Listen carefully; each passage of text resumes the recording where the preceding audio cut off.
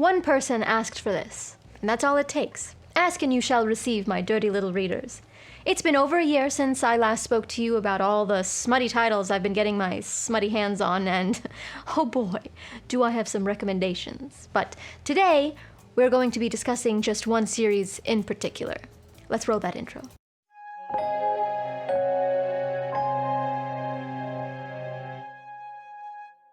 Hello everyone and welcome back to the Neverland Book Club. Before we dive in, I'd like to announce the winner of our 2-year anniversary giveaway. Congratulations, MH. Not only did you randomly win our giveaway, but you are the reason this video exists. I swear this was not planned. This is not planned either. This is getting really, just accept me how I am. This was a happy coincidence. MH, you may have already been contacted by the time this video goes live, so your spoils are on their way to you now. So I had planned for this video to go up for Valentine's Day last month, or maybe even 2 months ago now. But obviously that didn't happen. But no matter, because smut is an all-year-round type of genre. Be it Christmas, Halloween, 4th of July, no matter the decorations that go up in your local dentist's office, waiting room, a smutty book is always the right choice. Now, I know I've prefaced by mentioning smut, but I must also mention sci-fi, because yes, this is categorized as sci-fi for some reason. Star Wars isn't even sci-fi, it's fantasy. This should also be fantasy. This is a fantasy romance. There is no real science here. Actually, the symbiotic relationship the Sock have with the Kui can be categorized as sci-fi, but anyway. Midichlorians! Yeah, exactly. I downloaded this book. Of course, I don't have a physical copy. I hide my shame and then share it with you all on the internet. This is just a terrible. I can't imagine going out with this thing. Just talk about a malfunction. I downloaded this book through Libby with the intention of hate reading it. I thought for certain I was going to laugh in the face of a 7-foot-tall blue barbarian alien and make fun of all who thinks this is a prime example of literature. What I did not expect was an actual, existing, not entirely terrible plot. If you please, tell me why. This was such fun. Look what you've done to me, you people of the internet. Look what I have become. I used to read only Stephen King and classics. I used to read period pieces, contemporary fiction, poetry. Now, this is what I read. This. Now, when friends or family ask what I'm currently reading or if I have any recent recommendations, I feel like a bandit selling black market books out of the trunk of my car. You in the mood for a little bestiality, a little blood play, a little dragon DP? Back to the story, because surprise, there is one. Planet Barbarians by Ruby Dixon is book 1 in this series. How many books are there? I don't know. Last time I checked, it was 20. There could be more. How many have I read? That's not the point. The point is, what is my point? 21. Have you read some of it? I went back for more. It's a good book.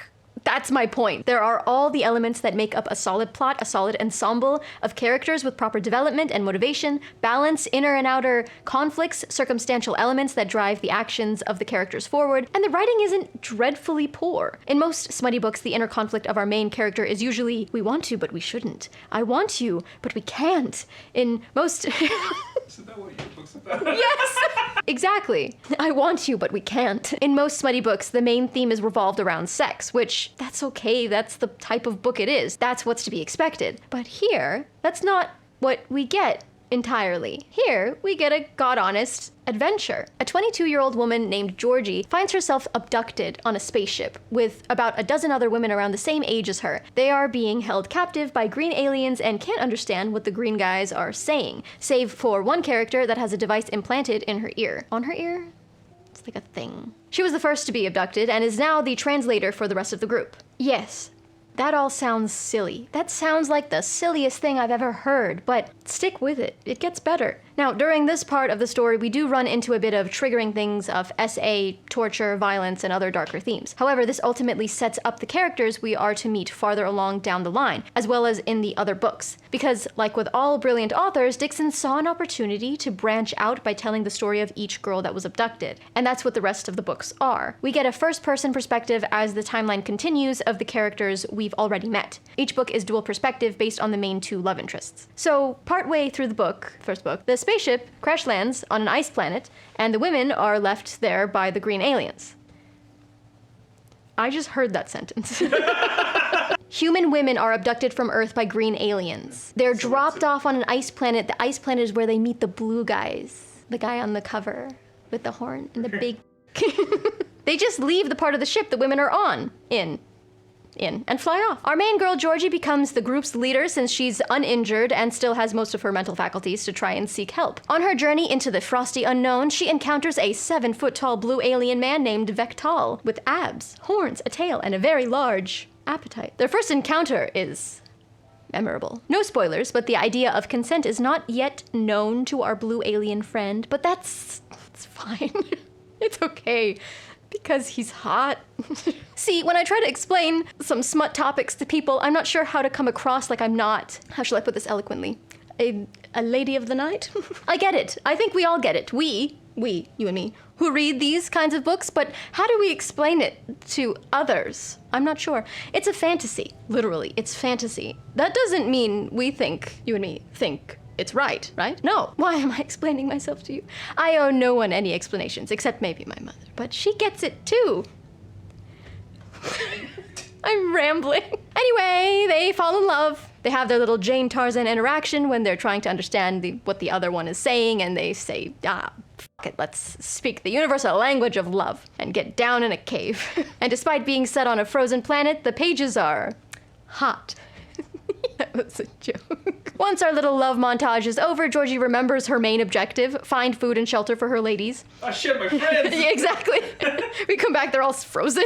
We dive deeper into the culture and lifestyle of Vektal's tribe. We meet more interesting characters and find out there's a fated mate dynamic amongst the tribe. However, there are not enough females for the males. And here come a whole herd of human women on a silver spaceship-shaped platter for them to choose from. See where Dixon is going with this? I wore this because I thought it was very barbarian. Really? Oh my god, I think I know which one you're talking about. But it's backwards, yeah. It's like buff alien women. Yeah. Let's watch that episode. So, they charter back to the rest of the ladies and oh, what's that? Georgie is starting to feel a little weak. A little like her body is rejecting the environment because it is.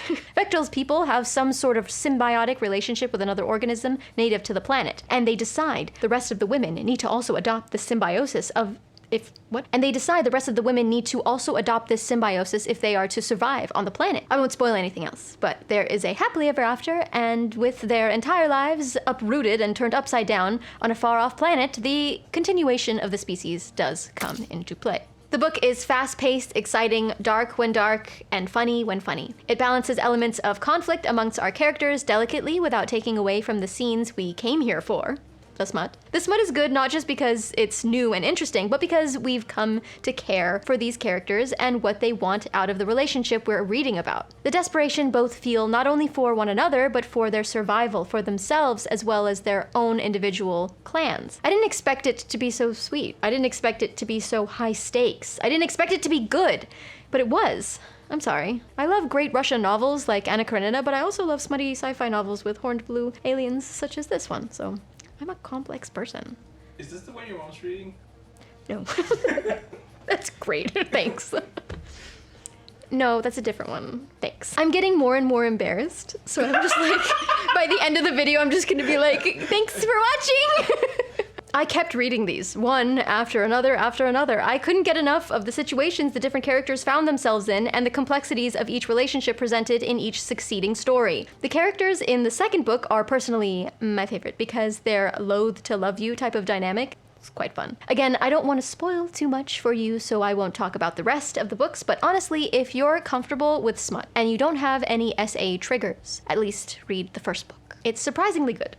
I give it a 4 stars for a smutty title, okay? Just, there's a difference. You know, even for a non-smutty title, I think if it had no spicy scenes at all, I'd still have enjoyed it because the story was there. It was just, the spice added more motive for our characters, so it was an integral part of the story, for sure.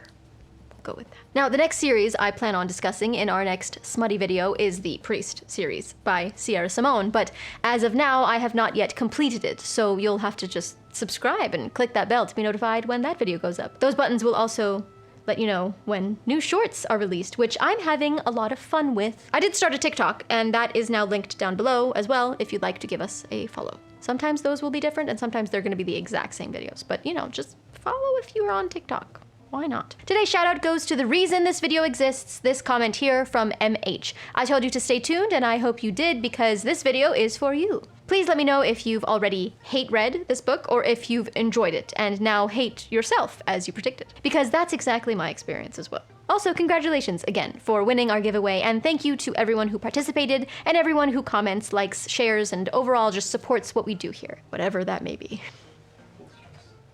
Pull the strings.